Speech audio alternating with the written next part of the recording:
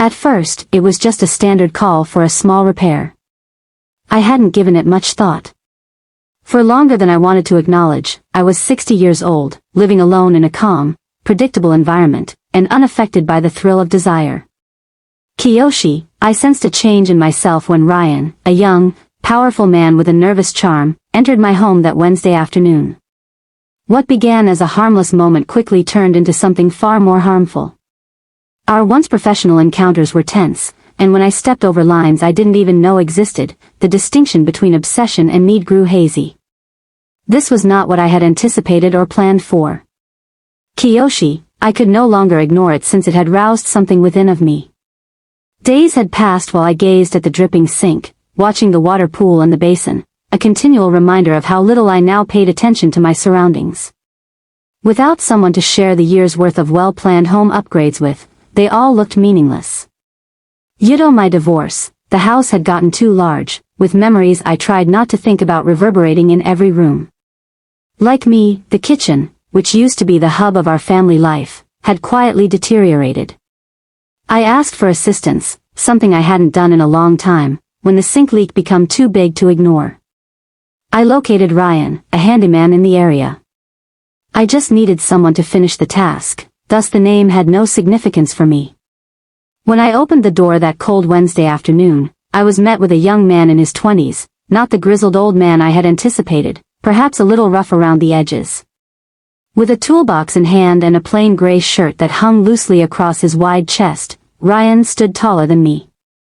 There was something about him that attracted me in right away, even if his anxious smile didn't quite reach his eyes.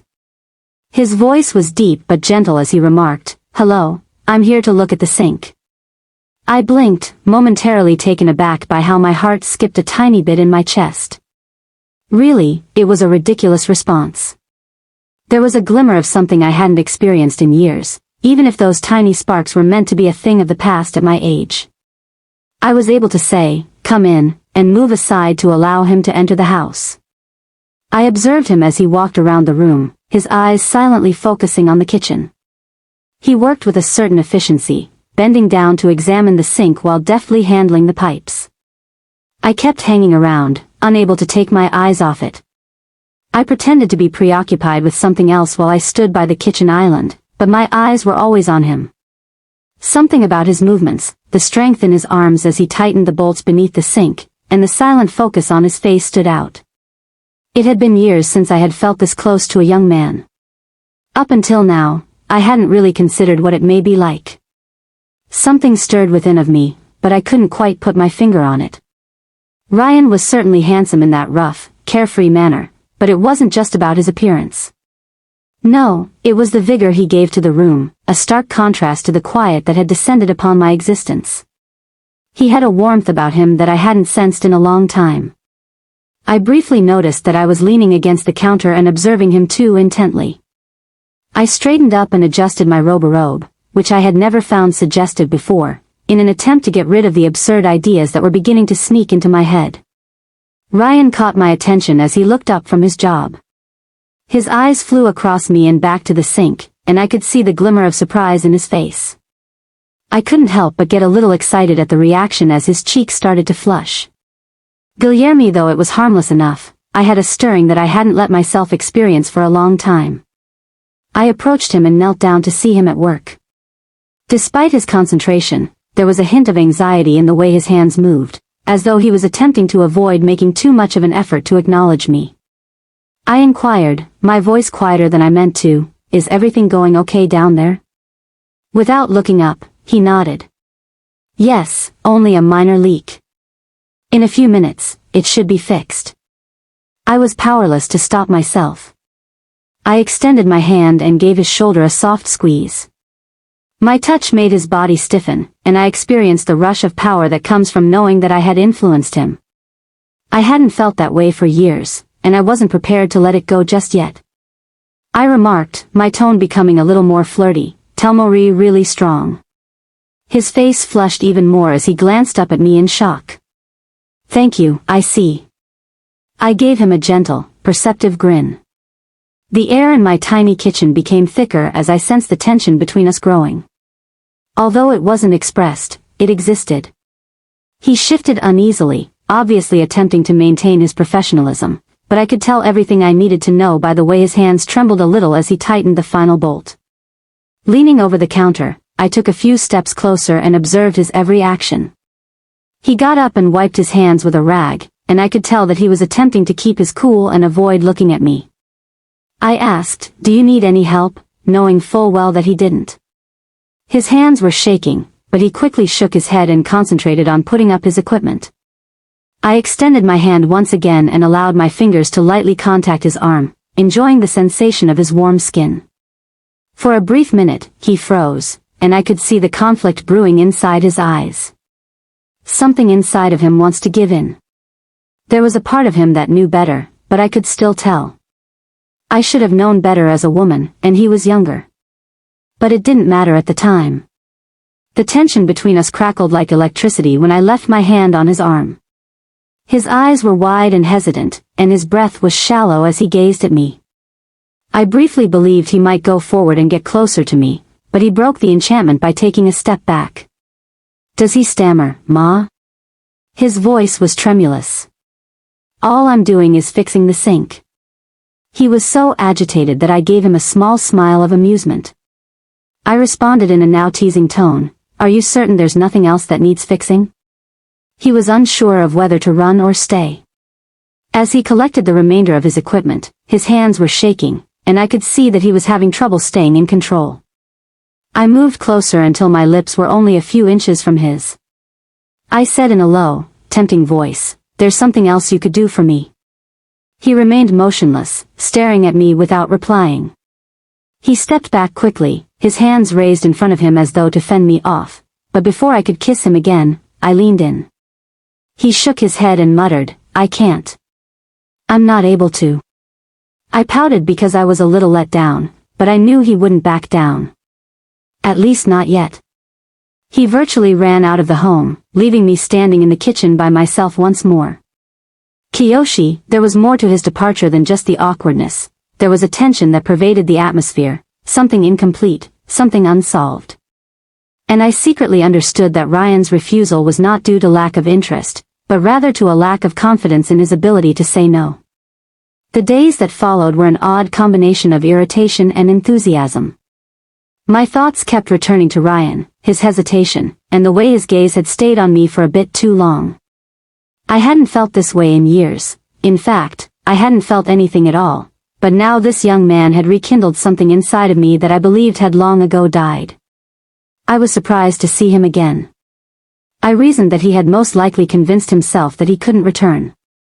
"Kiyoshi," a week or so later, my phone rang.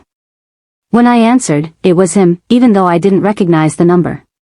"Hello, this is the plumber Ryan. I just wanted to give you a call to see how the sink was doing. Was the fix successful?" I could detect the trembling behind his courteous, even professional, speech. I was more excited than I wanted to admit that he was nervous. I tried to sound informal when I said, "Oh, Ryan," but I knew exactly where this was headed. "It's funny, you ask. The sink is in good condition, but I was hoping you could check out another problem in the bathroom. Although it's probably nothing serious, I wouldn't feel comfortable if I didn't have an expert look it over." The person on the other end of the line paused. I could hear him considering his options and determining whether or not to return. Finally, he responded, "I can be there in about an hour." I couldn't help but smile to myself when I hung up. I wasn't going to let him off so lightly this time. He was obviously more anxious than the first time when Ryan showed up. As I took him upstairs to the bathroom, I could feel the stress in his shoulders and the way he avoided looking at me, despite his best efforts to keep his usual composed, businesslike manner. I knew it wasn't the faucet that brought him back, even if the problem was only a loose handle. I stood close by, silently observing him as he worked. Unspoken tension, the kind that made my skin tingle, pervaded the air between us. This time, he was more intent, keeping his head down and his concentration on the task at hand. "Kiyoshi," I could see that he was suddenly more conscious of me and the distance between us. I was at my breaking point. "Ryan," I whispered quietly as I took a small step forward. "Telmo have been on my mind. He hesitated, his fingers gripping the faucet more tightly. He didn't raise his head, but I could see his respiration increase a little and his knuckles turn white. His tone seemed cautious, as if he wasn't sure whether to acknowledge the previous events. I can't quit thinking about the last time I spoke in a low, personal voice. Telmo held back, yet you seemed interested. What caused that? His hand was still on the faucet when he initially didn't respond, but I could see the tension in his eyes. I'm a professional, he finally answered, his voice almost audible above a whisper. That wouldn't be appropriate. Wouldn't it? I said, taking a step closer. The heat radiating from him was palpable to me. Ryan, who decides what is right or wrong? I'm an adult lady, and you're an adult man. Both of us are aware that something is happening between us. I'm sure you can sense it. His eyes were filled with the same struggle that had been there the last time, and his jaw was clenched as he gazed at me. I knew he was having trouble. He was making a great effort to maintain his professionalism and keep us apart. Kiyoshi, I wasn't going to let the tension go just yet because it had already reached an irreversible point. I let my hand to lightly touch his chest, feeling his heartbeat pound beneath my fingers. His breathing became labored, and I briefly feared that he might take another step back, but then he suddenly reached out and took hold of my arm, drawing me in.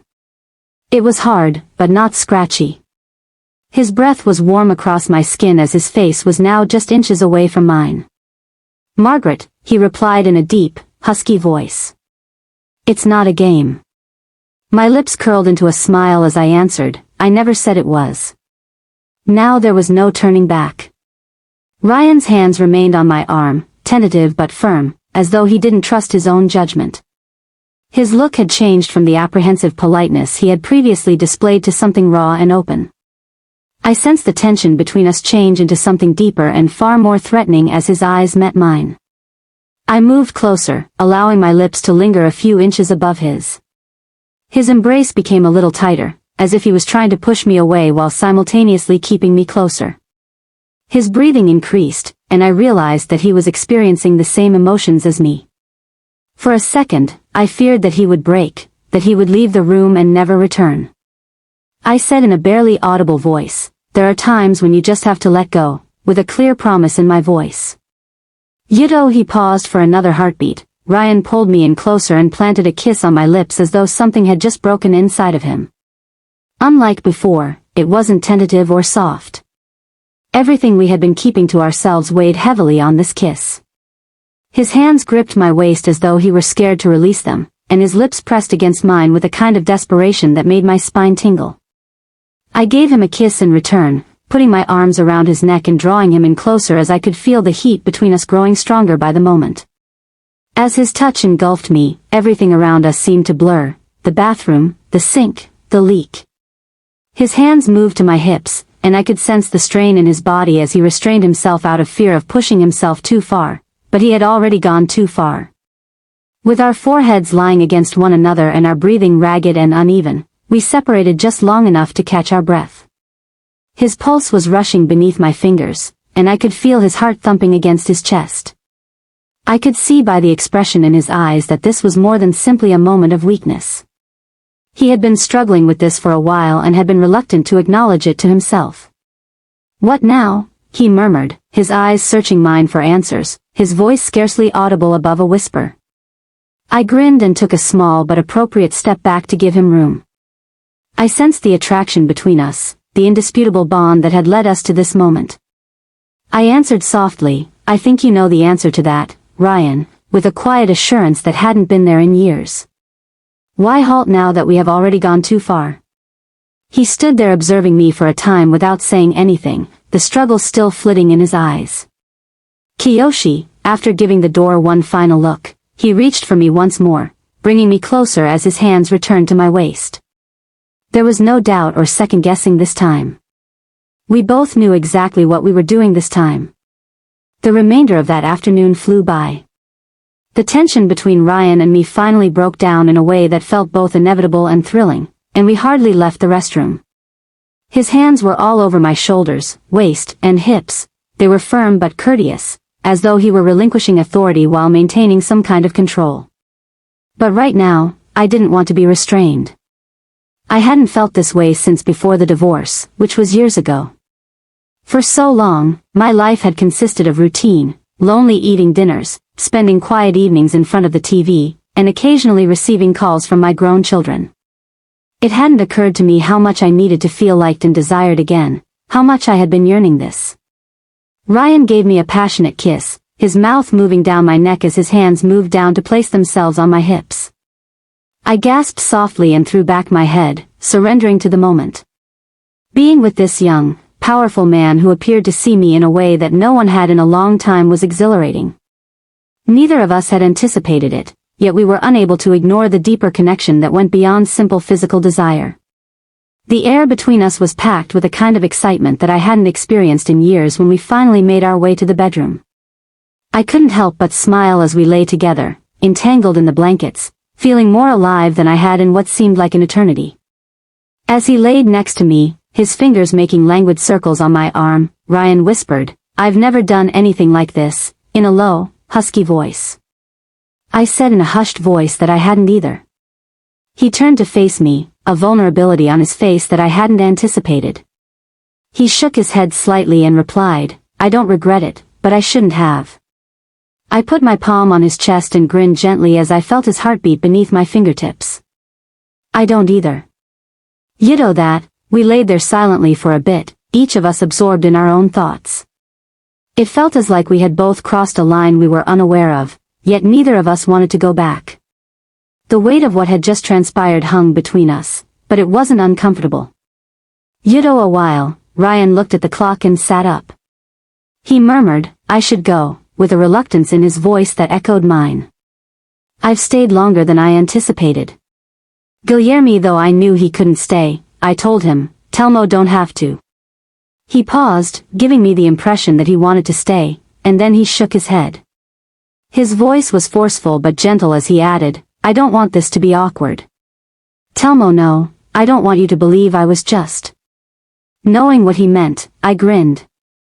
I sat up next to him and said, "I don't." "Ryan, you're a good man. I'm happy this happened since we both needed it." "Kiyoshi, I don't have any higher expectations than what this was." He appeared relieved, but his eyes still had a tinge of bewilderment, as if he wasn't used to things being this easy. "So everything is really well with you? No strange sensations or anything?" I shook my head and chuckled quietly. "Ryan, no. No strange sensations. It was just another one of those occasions. No pressure, no strings." He gave a slow nod, as though he was still attempting to comprehend how straightforward everything was. A long pause, he responded, "Okay. I'll see you around, I suppose." "Perhaps," I answered, giving him a little taunting. "Telmo'll be the first person I call if my sink breaks again." He grinned at that and got up, slinging his bag over his shoulder and collecting his tools. But he gave me one final look before he went. "Margaret," he began in a quiet but earnest voice. "I have no regrets. That's all I want you to know." As I watched him open the door, I grinned. "I don't either." And he was gone in an instant. I found myself thinking about Ryan more than I should have in the days that followed. I thought about how he had stared at me and how his hands had shaken a little when I touched his arm every time I passed the sink. I recalled the sensation of his body pressing against mine, the intensity of his kiss, and his hesitation before giving in. I hadn't experienced that feeling or anything similar in such a long time. I didn't think he would call again. I assumed that he had likely persuaded himself that it was an isolated incident that shouldn't recur. Perhaps he was correct. Perhaps it wasn't supposed to happen at all. I didn't regret it, though. Not for a moment. Guilherme, so, I doubted I would ever see him again. Guilherme, if I wanted to, I wasn't sure. There was an age difference, a power dynamic, cultural expectations, and the very real prospect that we were playing with fire, and the sensible part of me realized that this was dangerous land. Kiyoshi, none of that mattered to the part of me that had felt so alive in his embrace. I knew I wouldn't refuse him if he called. A week or so after he had left, my phone rang one afternoon. My heart skipped a beat when I saw his name flash on my phone screen. I hadn't been hoping for it, let alone anticipating it. Kiyoshi, there it was, his name, his phone number, and a portal to the excitement of our past interactions. He seemed hesitant and cautious, as if he wasn't sure whether or not to call. I just wanted to verify sure everything was still functioning properly by checking on the faucet. I could hear the hesitation in his voice during the break, as if he were trying to remind himself that this was still merely a business conversation. Kiyoshi, we both knew better. I said, lowering my voice just enough to let him know I wasn't referring to the sink. The faucet is fine. Telmo might be able to assist me with another problem, though. One more pause. On the other end of the line, I could practically hear his heartbeat quickening. This hesitancy indicated that he was considering his options and determining whether or not to return. I'll be there in an hour, Ryan answered, sounding uncertain about his recent choice and speaking little louder than a whisper. Kiyoshi, I knew in my heart that he couldn't avoid me any more than I could avoid asking him to come back. A feeling of excitement swept over me as I hung up the phone. I hadn't experienced this type of thrill in a long time. It was like a surge of nervous energy and unadulterated want running through me. I assured myself it was only a fleeting pleasure, nothing significant or enduring.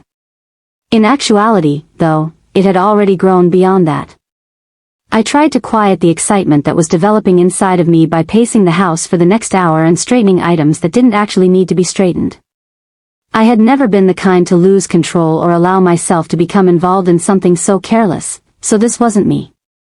All of the meticulous barriers I had put up over the years, however, appeared to come tumbling down with Ryan. I had that same rush once more when he eventually showed up. He was reluctant but obviously attracted to the pull between us as he stood in the doorway. I noticed the same glimmer of doubt that had been there the last time his eyes met mine.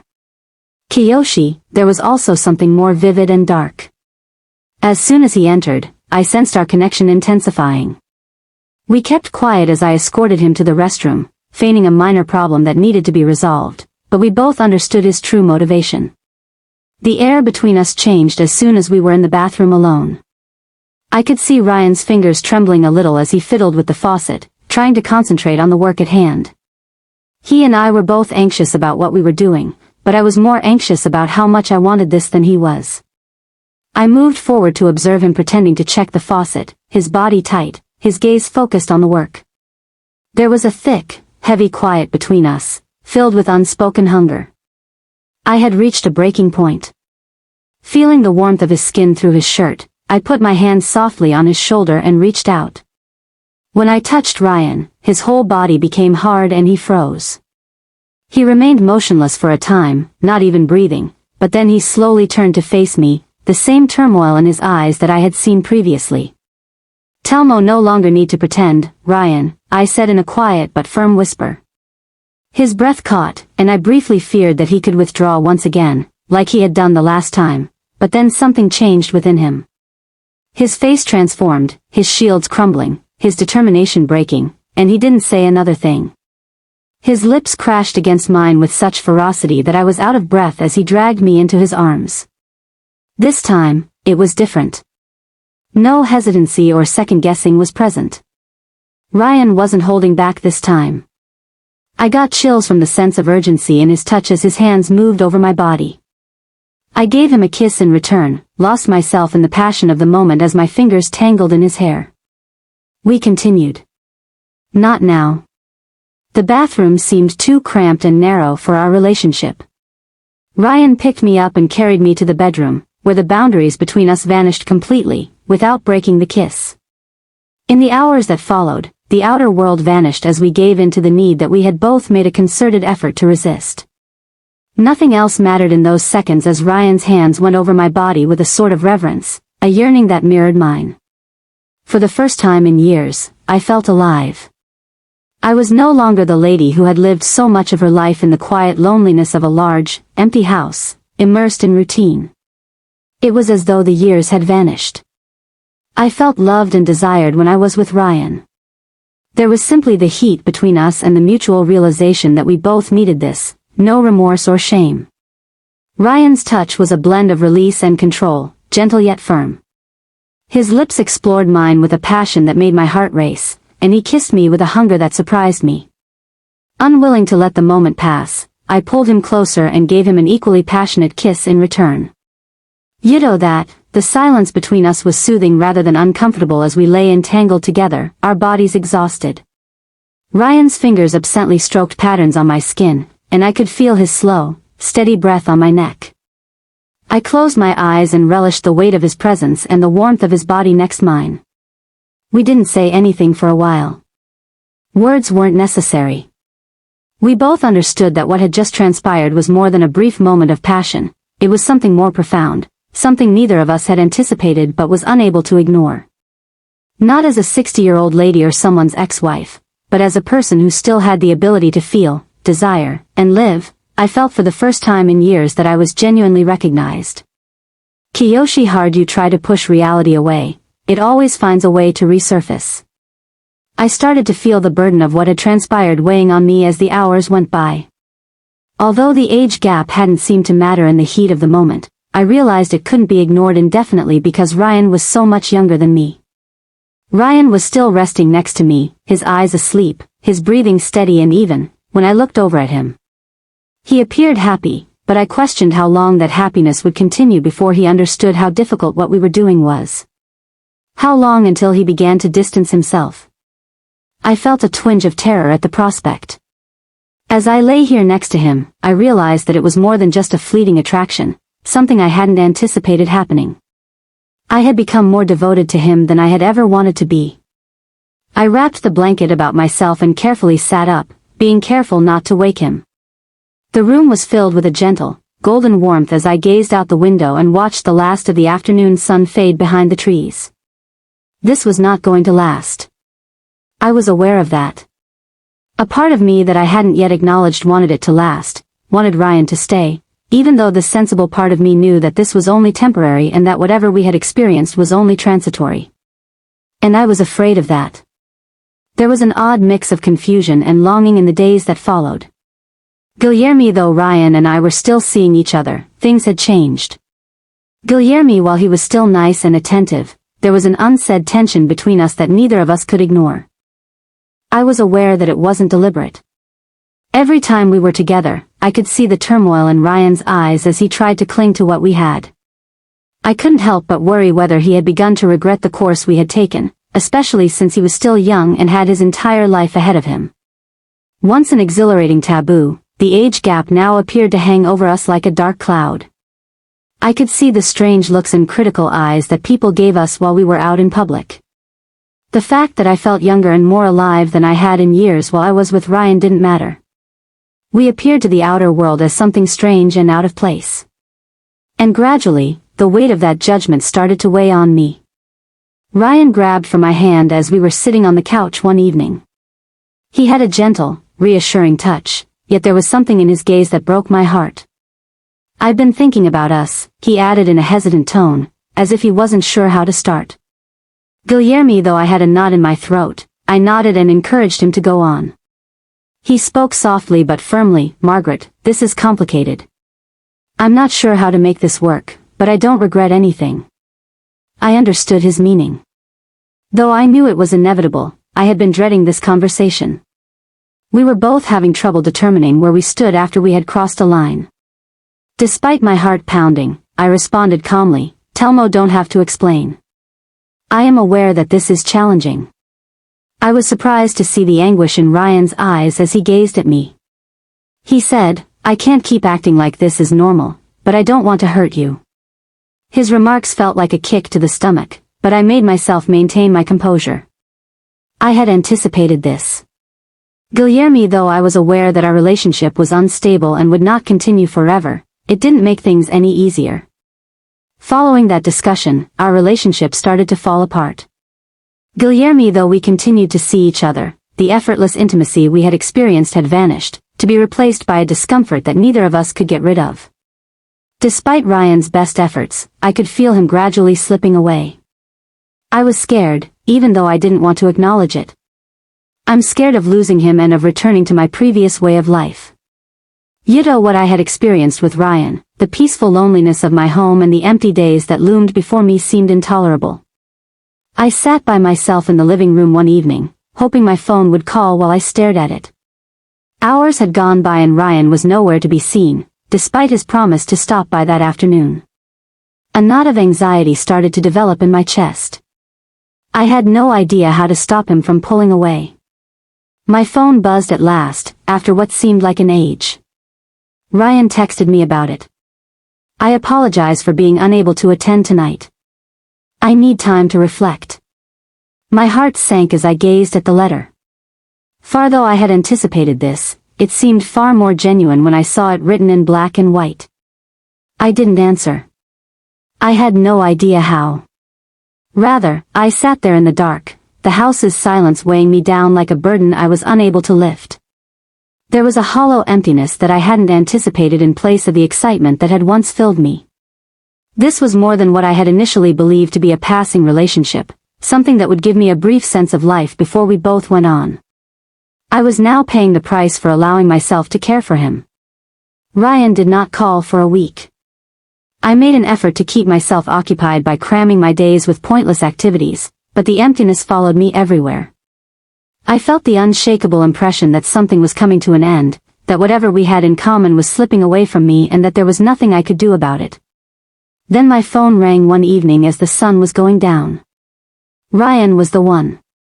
"May I come over?" he said in a low, almost uncertain voice. Naturally, I responded, even though I was aware of what was going to happen. There was a tension in the air when he got there that had never been before.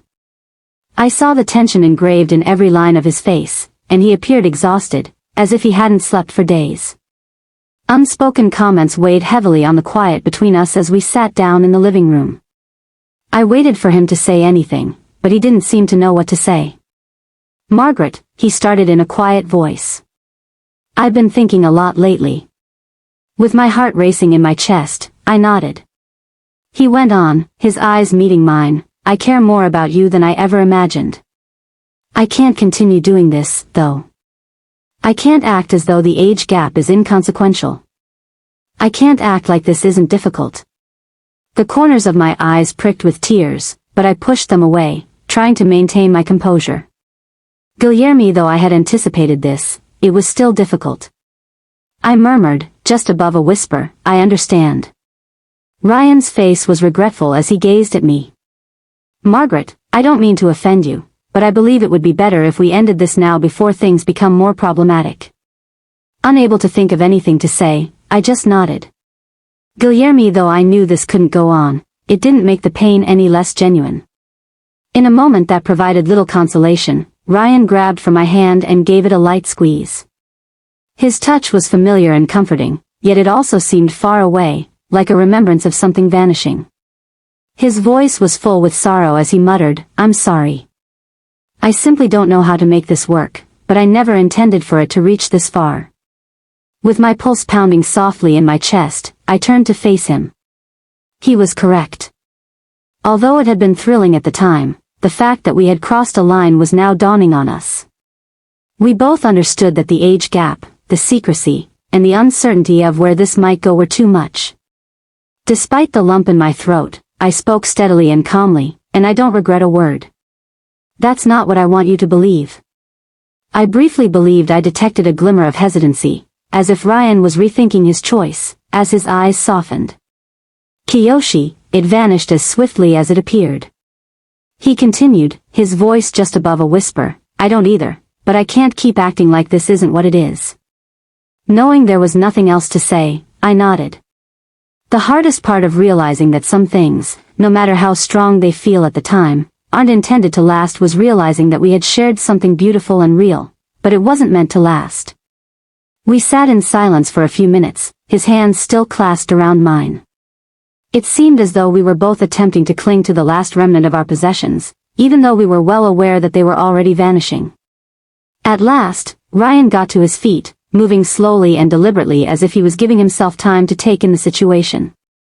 As though memorizing it, he gazed around the room before turning back to face me. "Margaret, take care of yourself," he whispered softly.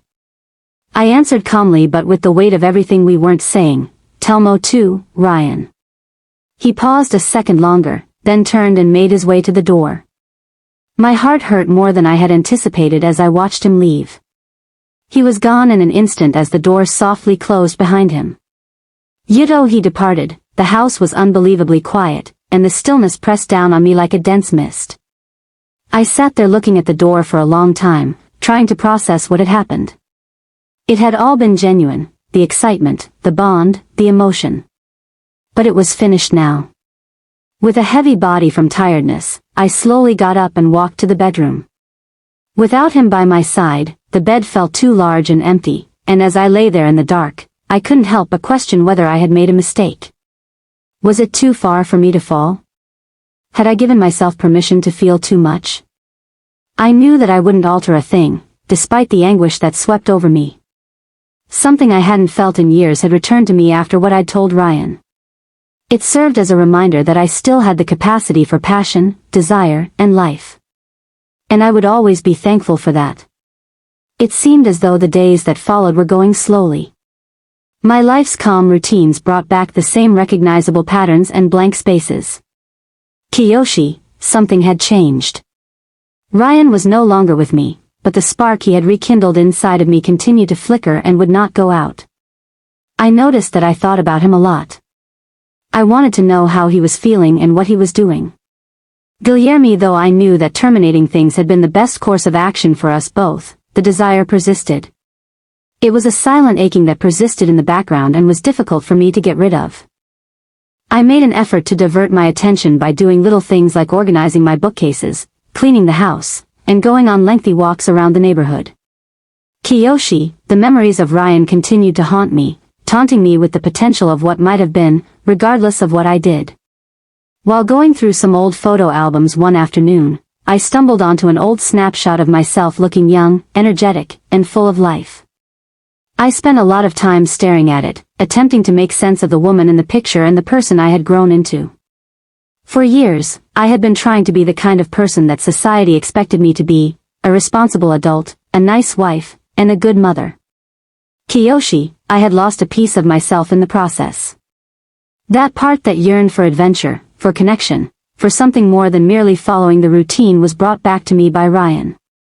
I couldn't help but be thankful for the time we had spent together, despite the fact that our relationship was over. I didn't know I needed a reminder that I was still alive and had the ability to feel, but he had provided it to me. Months passed, and gradually the pain of losing Ryan subsided. It didn't quite go away. I still occasionally thought about him and had that recognizable pull of need. Kiyoshi, those times decreased in frequency, and something else started to replace the void in my heart. Acceptance. I now understood that our relationship had been a brief but powerful escape from the routine of my life, a return to my true self. It had done its job, even though it hadn't lasted. I was different. The calm loneliness that had previously pervaded my home no longer felt so oppressive, and I could sense it in the way I approached each day and carried myself. I had managed to take back my area and regain it as my own. I began contacting folks I hadn't spoken to in years and getting back in touch with old friends. I finally made the time to join a neighborhood book club, something I had always wanted to do. I started painting, which gave me a sense of calm I hadn't experienced in years and filled my afternoons with creative and colorful bursts. And all the while, I kept Ryan's memories hidden in a small part of my heart. I didn't push it away, but I also didn't waste time thinking about it. Now, it was a chapter in my story that had influenced who I was becoming. Months after Ryan had moved out, I was sitting on the back porch one evening to watch the sun set over the horizon while sipping a glass of wine. The air was fresh and cold with the promise of autumn, and the sky was painted in pink and gold hues. Sitting there, I became aware of something I had not previously noticed. I was happy not just with the peaceful, lonely existence I had reconstructed for myself, but also with the fact that I had lived and had given myself permission to experience something genuine, even if it had not persisted. Guilherme, though Ryan had entered and exited my life without warning, his impact on me had not diminished. He had reminded me that there are times when the best experiences come from the most unlikely places and that life doesn't have to go in a certain direction. I sipped my wine and grinned to myself as I considered what was ahead. Of course, it was questionable. Although I had no idea what was ahead, I was finally free of fear for the first time in a long time. It was enough that I had found a part of myself again that I had believed was lost forever. I got up and went inside as the sun was slowly disappearing. The house no longer felt chilly and empty, but rather cozy and inviting. It now represented who I was and who I was growing into, and it was mine. And I couldn't help but get a subtle sensation of hope as I shut the door behind me. Since I had already dealt with the most difficult aspect of letting go, I believed I could handle whatever came next.